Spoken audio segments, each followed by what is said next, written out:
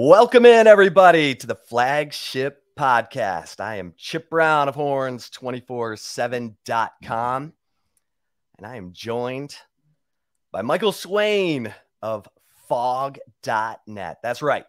We are previewing the Texas Longhorns going to Lawrence, Kansas, trying to make like Humpty Dumpty and put themselves back together after a gut-wrenching, just hard to figure out offensive performance by the Longhorns in a 17-10 loss to TCU. Kansas having an unbelievable season, already bowl eligible. They were bowl eligible before Texas, and got off to that 5-0 start. And Michael, let's just start with the big picture, because Lance Leipold kind of got the momentum in the program going with that 57-56 overtime win in Austin last year. And he's been able to continue to build on that momentum.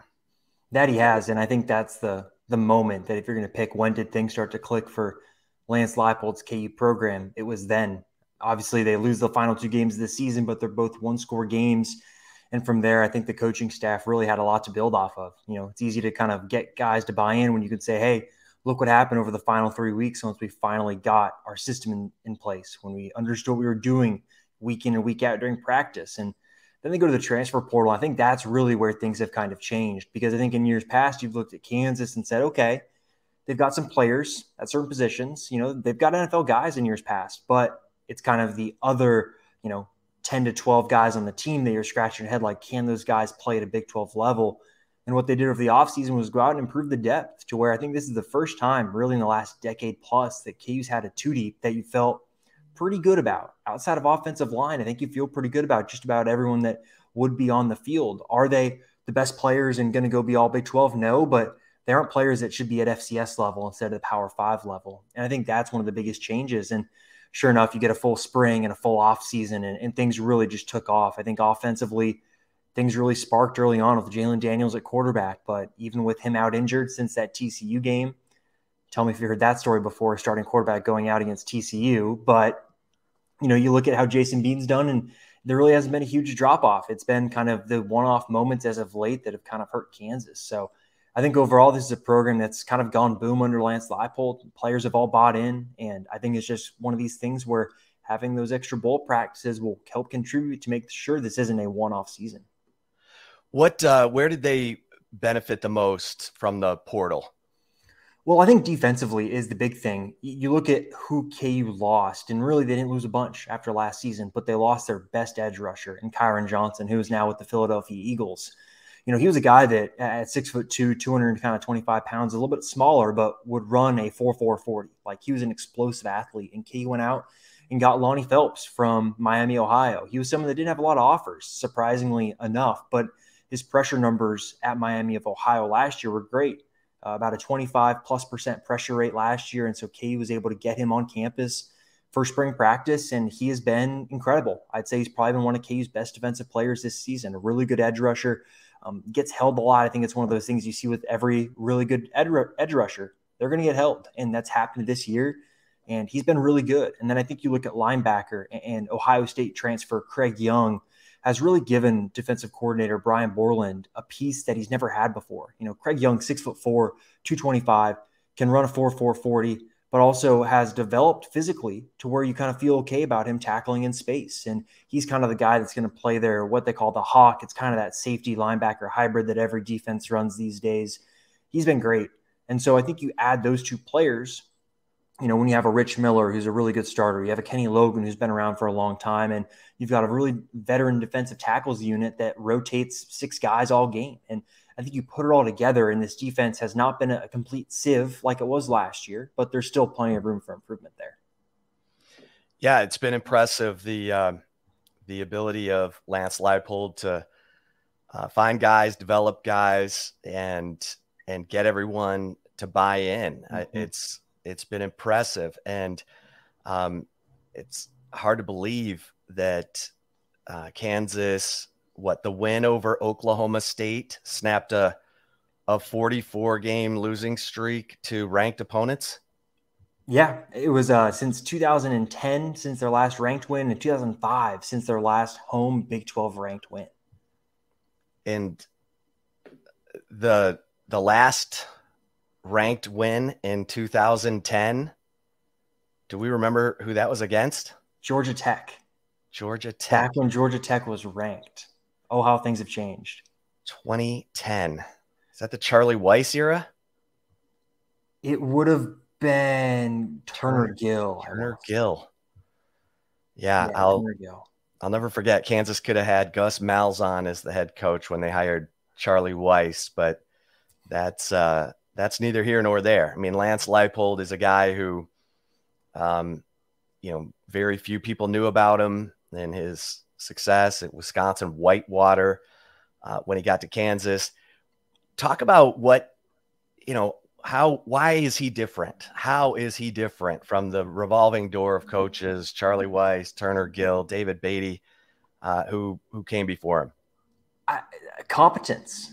That's the word you have to use with him. He's a serial winner. He knows how to win, right? Several Division III national championships.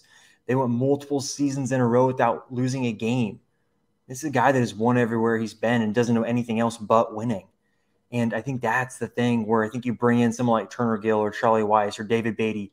They're either underqualified or are leaving their previous stop for a reason or are in over their head. And so I think that you look at this hire for Kansas, and Lance Leipold knows how to build a culture, how to build a program. Bringing his staff with him, I think, is a huge part of it, where I think under past head coaches, it's been, okay, we need to go build the staff now, where most of these guys have been together since Wisconsin Whitewater before they went to Buffalo, right? Andy Kotelnicki, the offensive coordinator, Brian Borland, the defensive coordinator, have been with Leipold since Wisconsin Whitewater.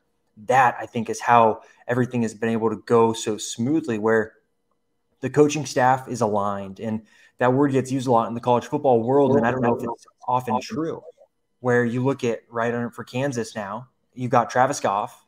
He's letting Lance Leipold do his thing. There is no interference. If Lance Leipold wants to do something, he gets it cleared. Cool, they're good to go. There's no interference. And then from there, the players notice that all the coaches are on the same page, and it makes it easier for the players all to buy in to what the coaches want to be done week in and week out. And I think you take all of this together and put it as one, and that's why this program has gone from being a joke where it was incompetence, even under Les Miles, right? There's different people wanting to do different things. Les Miles wants to run his offense. Brent Dearman wants to run his offense. You go even further under David Beatty, all of a sudden over-managing, micromanaging people years before that. So each time there's been different things that have limited Kansas. And this time everything's aligned. Everyone's on the same page. And it's just a huge change of approach, I think, for a Kansas program that hasn't had that. When, what was the breakthrough? Obviously the win over West Virginia happens. Then they go to Houston and win. But was there oh, wow, there's something to this team moment for you, for the fan base? It was the Houston game for sure, because I think that was back-to-back weeks where you saw something out of Kansas that you've never seen in a long time. Resiliency. Kansas went down 14-0 in both of those games and came back and really controlled the game outside of the first quarter. And I think that's something you haven't seen from Kansas. When they've won games, it's either been they get out an early lead like against Texas and they build that lead and kind of just hold on to the end, or it's they have a very short kind of comeback. Very rarely is it Kansas goes down early. Fans are like, well, tune in next week. I'm turning off the game. I want to go watch other good games that are on. And then they fight back. And I think that Houston game was the time when, at the time, you thought Houston was going to be, they were picked to win the AC or AAC. And you go in there and you go down 14-0. And then all of a sudden after that, you just dominate the game and score 40-plus points. That was the moment when I think for me, I was like, oh, wow, Kansas is a bowl team. That's how good they are. That's how good the offense is. The defense will kind of figure it out because they were showing signs of it. And I just look at that game, the road wins back-to-back. Then you knew coming home they were winnable games, because heading into the season, you looked at Duke, West Virginia as the two winnable kind of Power 5 games, if you will. Well, all of a sudden you got an extra one there in Houston, and now you're thinking, wow, could KU start 4-0? And then Iowa State happens and 5-0, and it's kind of just all cake from there. But I think for me, the Houston game is when everything kind of turned. Yeah, and Jalen Daniels was outstanding in that game. I mean, 3 touchdowns passing. He ran for 123 yards and 2 touchdowns. Um, and then Jalen Daniels, as you mentioned, gets hurt against TCU, and Jason Bean comes in and plays really well. I mean, Jalen Daniels was kind of struggling in that game. Well, you tell us what happened, in that TCU game. It ended up being a loss. Game day was there in Lawrence, which when was the last time that happened for football? Never. And Jalen Daniels, who's been, this Heisman caliber candidate through the first, 4+ games, goes down, but then Jason Bean and Devin Neal take over. Yeah, and I think that's the thing, is how different it looked in the second half, where first half, right, Jalen Daniels is out there, and it was kind of the second straight game where you're thinking, wow, was the Heisman stuff maybe too soon? Because he wasn't very good against Iowa State either, even though KU won that game. And then all of a sudden Jason Bean comes out, and just the deep ball, I think for me, was the thing that you saw. Jalen Daniels has an incredible arm, NFL talent in terms of just the arm throwing capability. Jason Bean doesn't necessarily have that, but what Jason Bean is really good at is throwing deep balls. And that's what they did, is they started to hit TCU over the top. And then all of a sudden it kind of opened up the run game, and things kind of snowballed from there. And it turned into a track meet, which through kind of the first 3 games of the season, you knew KU could keep pace. And it was just going to be a question of who had the ball last. And KU had it last. They literally just ran out of time. And I think you look at that performance from Jason Bean and you said, wow, KU's lucky. How many other Big 12 teams would love to have a backup quarterback as good as Jason Bean? I'm sure Iowa State would love it. I'm sure Oklahoma State would love it. I'm sure, K-State, maybe before they knew Will Howard was going to go crazy, would like that too. And so I think you saw the depth at quarterback that Kansas had. And I think Jason Bean has his downfalls, right?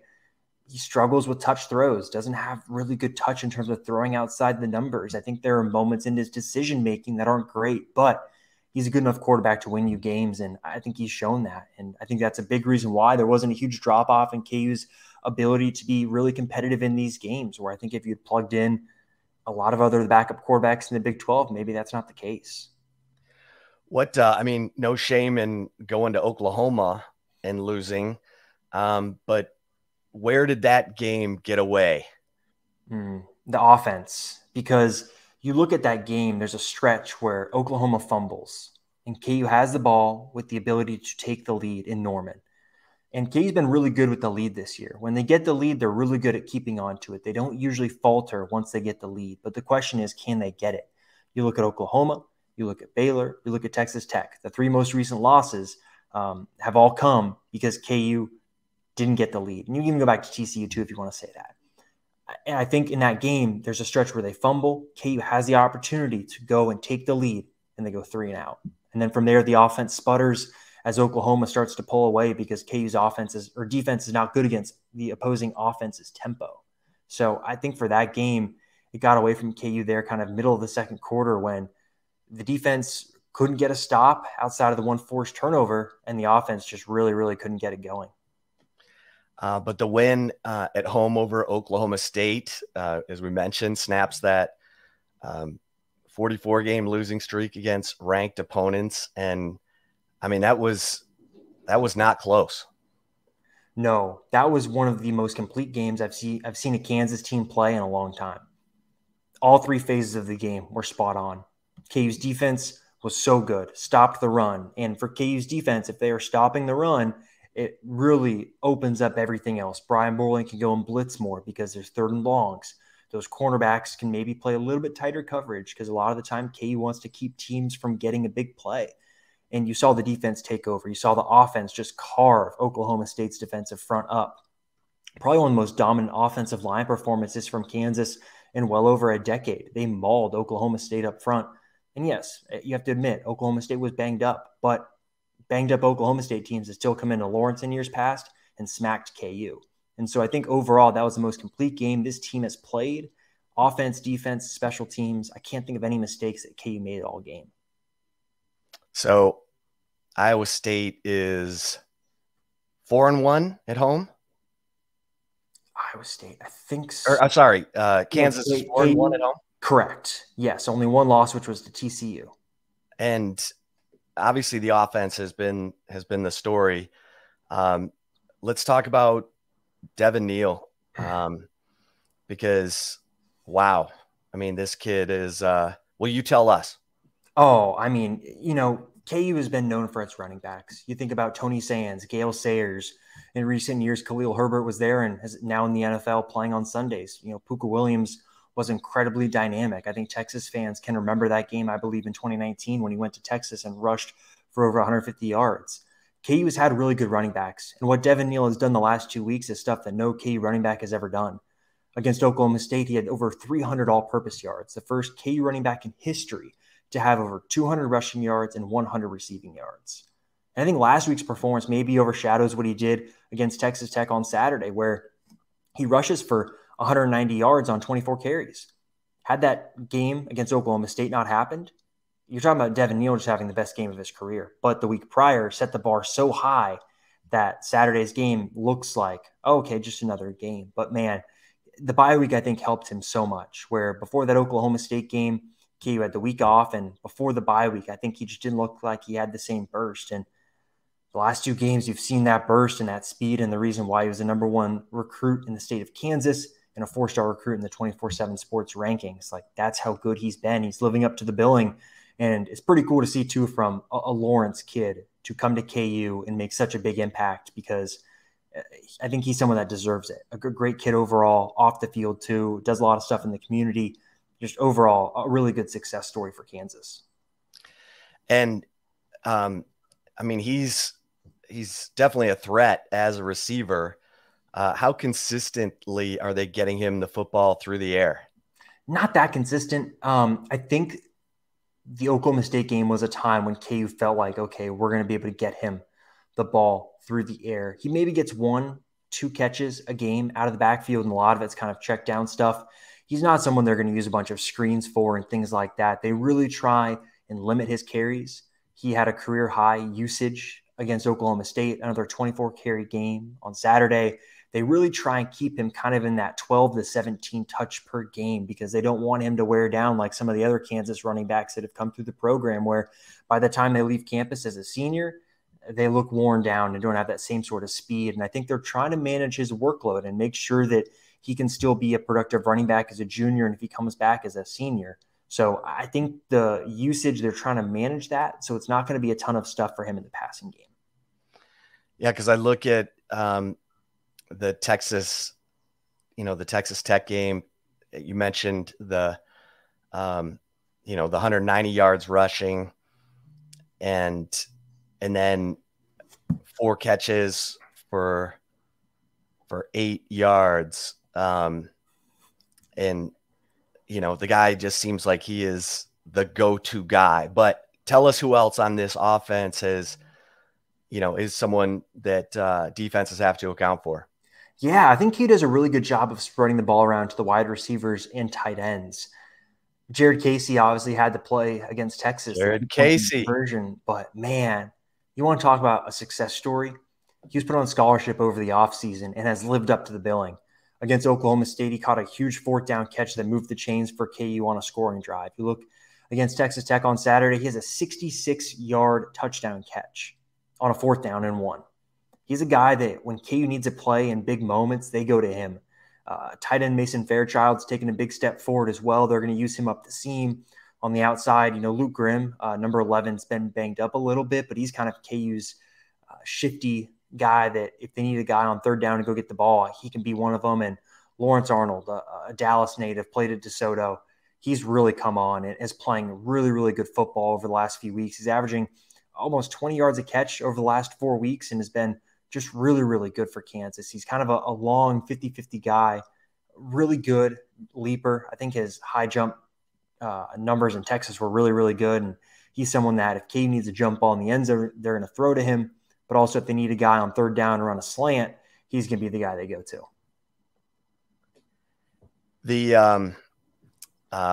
Well, we'll take a break. We'll take a quick break here on the Flagship Podcast, previewing Texas and Kansas with Michael Swain of KU.net. We'll even talk a little basketball. So don't go anywhere. And if you're watching us on the Horns 24/7 YouTube channel, we'll roll on with Michael Swain. Michael, let's shift over to the defense because Kansas was leading the conference in turnover margin for the longest time. They're +8 now, or +7, I guess, because they had a turnover against Texas Tech. But talk about that. Talk about that turnover margin, because it's a huge deal. It's one of the reasons why Kansas is where they're at. It's because the defense has averaged about 2 turnovers forced per game, and they didn't force any against Texas Tech on Saturday. And it's only the second time this season they've been held without forcing the other team to turn the ball over.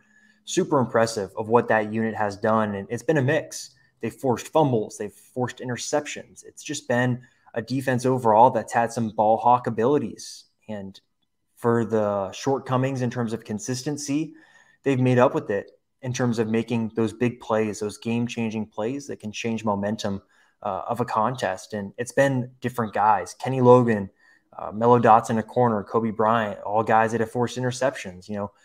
Basically half the front seven feels like has forced a fumble at some point or another. And so I think overall it's just a defense that is not great down to down, but every once in a while comes up with those winning plays. And again, it's just stuff that Kansas has not had in years past, where they don't force many turnovers. They allow a lot of points, and this year's just been different. It's a defense that figures out ways to force turnovers, and obviously the opposing team has to factor into that. The quarterbacks have thrown KU the ball a few times. I think Garrett Rangel from Oklahoma State certainly did that in the first 2 drives against Oklahoma State, but it's a defense that deserves a lot of credit for kind of that ball hawk, nose for the ball ability.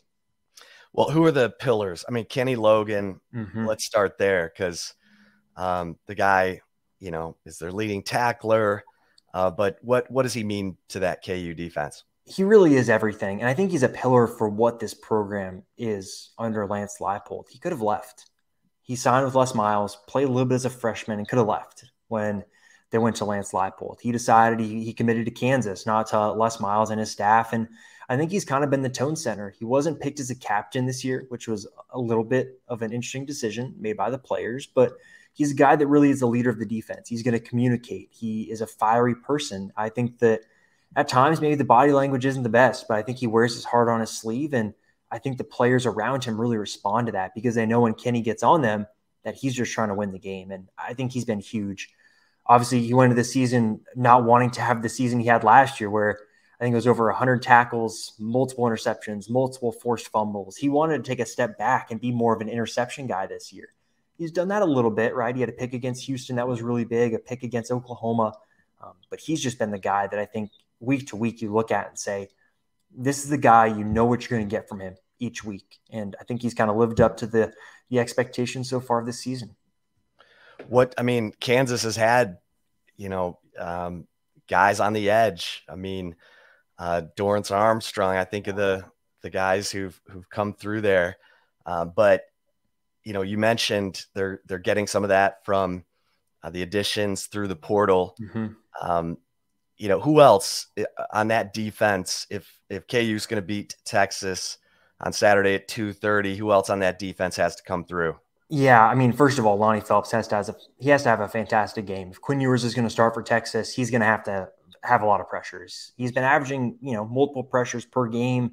The sack numbers maybe haven't always been there, and Lonnie Phelps is going to be the guy. He's kind of in terms of the pass rush, the straw that kind of stirs the drink, because when he's on, all of a sudden you have to double team him, and then that frees up some space for KU's defensive tackles, and they've switched from being a 2-gap team to a 1-gap team, where those defensive tackles are told as soon as the ball is snapped, get upfield, go. And when Lonnie Phelps is on and it forces a guard to slide over and help out, or a tight end to chip, all of a sudden you're allowing those defensive tackles to get pressure through the middle. Caleb Sampson, number 98, has had a really, really good super senior season. He's someone that in the pass rush is really good. Eddie Wilson, number 11, is equally as good. He's more of if KU needs to stop on 4th down and 1, Eddie Wilson is going to try and shoot the gap and make that play. And then on the strong side, Jeremy Robinson, number 90, he's coming on strong. He's a junior. He's got kind of that COVID year left too, so he's still got time to develop in the program, but he's someone that in limited snaps has outproduced Malcolm Lee, the incumbent starter. So he's a guy that has the production to match some of that talent. So those are kind of some of the defensive linemen you need to know. I think at linebacker, talked about Craig Young. KU's going to use him on some blitzes. He's kind of the most versatile player on defense. He's going to blitz. He's going to drop in coverage. He's going to cover man-to-man. He's going to do everything. But Rich Miller, the linebacker, number 30, is kind of the Mike linebacker that does lead a lot of that rush defense. And, man, KU's going to have to tackle a lot better. 21 missed tackles against Texas Tech on Saturday, a season high. I think the most KU's had since the TCU game of last year. KU's been a lot better at tackling this year. They averaged 9.7 missed tackles per game heading into the Texas Tech game and then missed 21. They have to be better, and I think Rich Miller is kind of the tone setter for that. So I think you look at those guys, and maybe on the outside, Kobe Bryant. He obviously had the pick 6 against Texas last year. If there's a guy that's going to get an interception in a big moment, it's going to be Kobe. And he had a really good game against Texas Tech, targeted 7 times, only allowed 1 reception, 3 pass breakups in that as well. Really good game. And I think those are kind of the guys that Texas fans really need to look out for, because if all those guys come together and play well, this is a defense that can get stops. It's just a question of can they all do it at once, and that's kind of been the issue this year.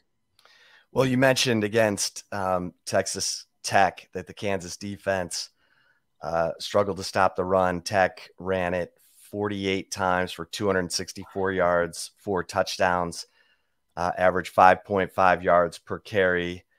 I would imagine that Texas, especially after Bijan Robinson goes from 30 carries and 209 yards rushing against K-State to 12 carries and 29 yards rushing against TCU, that Steve Sarkisian will come to his senses and put the ball in the hands of Bijan Robinson and Roschon Johnson. How do you think that matchup? Yeah, I mean, is that what you're expecting as well? Yeah, it's not going to be good. It's not going to be good for Kansas. For me, I look at this game Saturday, and I think Texas is going to be able to run the ball. I think you look at KU's defensive front, they've been better. They're old. It's been a step forward compared to past Kansas teams. But I look at that Texas offensive line, bigger, faster, stronger. And if you can run the ball against this KU defense, you're going to be able to score 45-plus points, because so much of it is predicated on stopping the run. KU really tries to stop the run with kind of the front 7, and then keep the defensive backs back, play a lot of cover 4, keep things in front of them. Well, all of a sudden, if you're getting past those linebackers, there's a lot of space to run into before Kenny Logan gets to you. And I look at this game, and this feels like a get-right game for Robinson and his abilities, because he can make guys miss.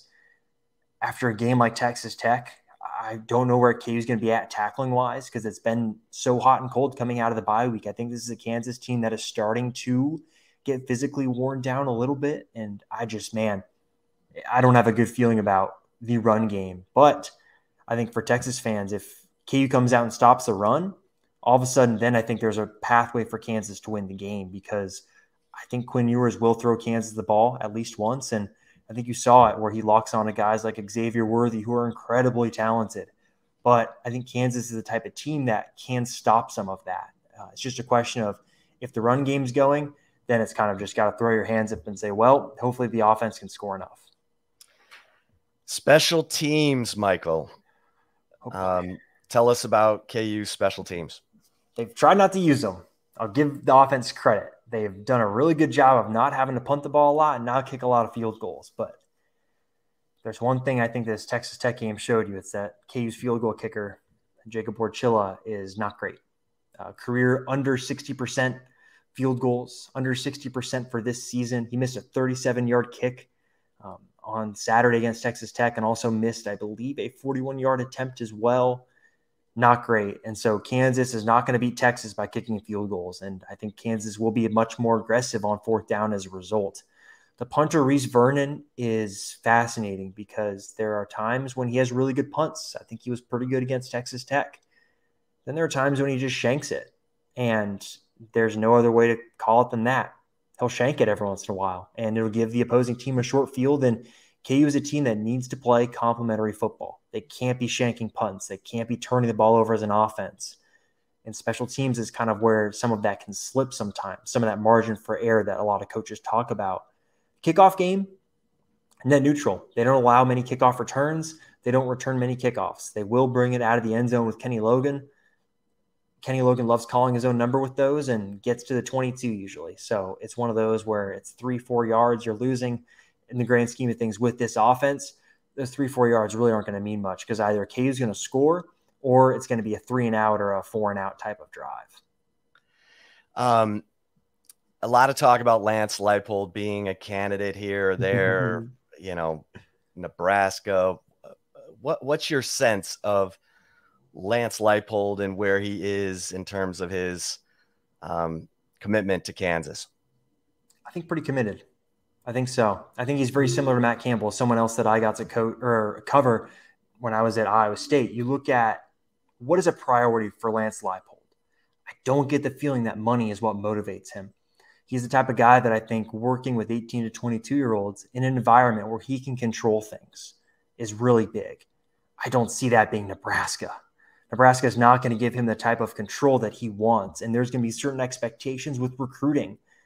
And look, Kansas fans, I think, are getting a little bit wary of, we'll see how things go on the high school recruiting front. KU's done a really good job with portal and junior college, but at the end of the day, to build a long-lasting winner, you have to recruit high school talent. It remains to be seen if Lance Leipold and this staff can do that consistently. That's a concern. The job that I'm worried about in terms of me having to cover a coaching search, which for my own livelihood I would not like to happen, is Wisconsin. Lance Leipold is from Wisconsin. He coached at Wisconsin Whitewater. That's one that has connections. And I think if they come calling, if they don't want to go with Jim Leonard as their head coach, I think that's one that could pry Lance Leipold away. But I don't see very many programs having the sway to get Lance Leipold to leave, because you look at the new Big 12. Who are the perennial programs that each year are going to be competing for a title? Oklahoma State, TCU. KU went toe-to-toe with TCU this year. They beat Oklahoma State. Is it going to be K-State? There's a pathway for Kansas to be competitive in the new Big 12 and potentially once every 4 or 5 years make it to a Big 12 title game. Lance Leipold can't do that at Wisconsin with the new Big 10, the way things are going. He would not be able to do that at Nebraska. He can do that at Kansas, in my opinion, at least. And so I think that's one of the reasons why maybe he'll stay, because the money is in it for him. I don't get the feeling. And I think the ability to win championships wherever he's at is always going to be his goal. And it seems like Kansas is the one that might have the clearest pathway of some of those schools that might come calling for him. So how do you think this game goes Saturday at 2:30? I have a hard time seeing Kansas winning. There's so many issues for Kansas. And I think the things that Kansas does well, Texas is pretty good at as well. I look at Texas's defensive line. Those guys are massive. They're huge. And I think they're going to be able to give Kansas's offensive line some issues. And all of a sudden, if Kansas can't run the ball, that really limits what they can do offensively, because then you're asking KU's wide receivers that, no disrespect to that group, are not at the same level as Texas's defensive backs. You're asking those guys to go get open one-on-one. I don't like that matchup. On the other side, I look at KU's front seven. Can they deal with the physicality of Texas up front? I think that's a tough matchup for them as well. For me, thinking about this game big picture, interested to see how Texas plays in the cold. Obviously, I was there last year when Texas went up to Iowa State and kind of fell flat. And in that cold environment, I wonder how much that impacts it. Has a year changed things for Texas? I don't know. But I think this is one of those games where if Texas comes out angry, like I expect, considering the way last week went, considering the way last season went and all the memes and everything on social media for the next 9 months, how that went, I think this will be a motivated Texas team, which I don't think is a recipe for success for Kansas. So I do think this is a game that Texas will win. I think KU might have a pathway to keep it within kind of 10 points, but I don't really see this one going down to the wire where either team needs a game-winning drive. But I've obviously been wrong before. I thought KU was going to win 3 games this year. So, maybe I'm not the biggest expert here, but I think this is a tough one for Kansas to win, and it feels like a get-right spot for Texas. Yeah, it'll be interesting. Quinn Ewers certainly struggling the last 3 games for Texas. So that was probably the most alarming development from the TCU game from my perspective, because Quinn had been good in home games Obviously, Iowa State's defense is tough for any young quarterback seeing it for the first time, but that TCU defense was middle of the pack in the Big 12. Obviously, just sold out to disrupt everything. Sent linebackers crashing to disrupt Texas's running game, and Texas didn't have an answer. So I would imagine Kansas will watch that film really closely. Yeah. But Michael, before we let you go, and we appreciate all the time, we got to ask you about the defending national champion Kansas basketball team. And, Jalen Wilson, Grady Dick. It's a different, Kevin McCullough from Texas Tech on this team now. Talk about this team and obviously who left and who's filling in. I mean, Abaji obviously left, but tell us about this KU basketball team.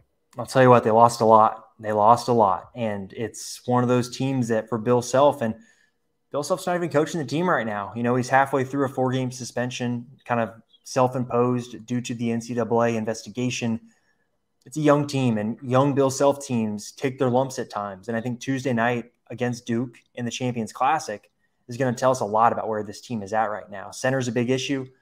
They've got a true freshman, Ernest Uday, who's really good, but they're starting a 6'7" KJ Adams at center. And that's not a recipe for success for a lot of Bill Self teams that want to throw it in the post. Obviously, Jalen Wilson and DeJuan Harris are the two returning starters from the national title team. Both really good players. Wilson looks like he's off to an All-American level start to his season.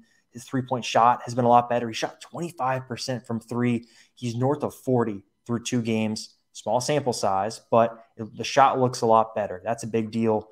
Grady Dick looks like a lottery pick. He is maybe one of the best pure scorers Kansas has had, because you look at Ochai Agbaji, and as a freshman, I should say, Ochai Agbaji took time. Towards a senior, he was like that.